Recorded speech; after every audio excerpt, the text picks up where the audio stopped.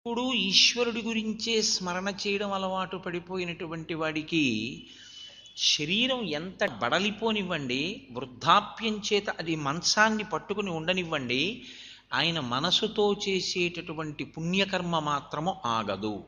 అది అలా నడుస్తూనే ఉంటుంది. అది ఎక్కడ వరకు వెడుతుంది అంటే దాని జవం ఇటువంటిది అంటే అది ఈశ్వరుణ్ణే చేర్చగలదు, ఈశ్వరుడి దగ్గరికి తీసుకెళ్ళిపోతుంది. ఎందుకంటే తలుపు సందులో వేలుపడినప్పుడు శివశివాండం అలవాటు పడిపోయిన వాడు, కష్టం వచ్చినప్పుడు శివశివాండానికి అలవాటు పడిపోయిన వాడు తన ప్రాణోత్క్రమణం అవుతున్నప్పుడు కూడా శివశివ అనగలడు. అసలు మనస్సుని ఈశ్వరుడి దగ్గర పెట్టడం చేత కానివాడు ఎంత బలవంతుడైనా ఈశ్వరుడి దగ్గరికి తీసుకెళ్ళి కూర్చోపెడితే శరీరాన్ని కూర్చోపెట్టగలరేమో కానీ మనసు మాత్రం ఈశ్వరుడి దగ్గర నిలబడదు. పరమేశ్వరుడు అనేది ఏంటంటే నా యందు నీ మనసు పెట్టు అని ఆయన అంటాడు. మనకున్న ప్రారంధం అంతా ఏమిటంటే ఆ మనసు యొక్క జవము, దాని వేగమే మనకి ప్రతిబంధకం, అది వెళ్ళిపోతుంది ఎటో.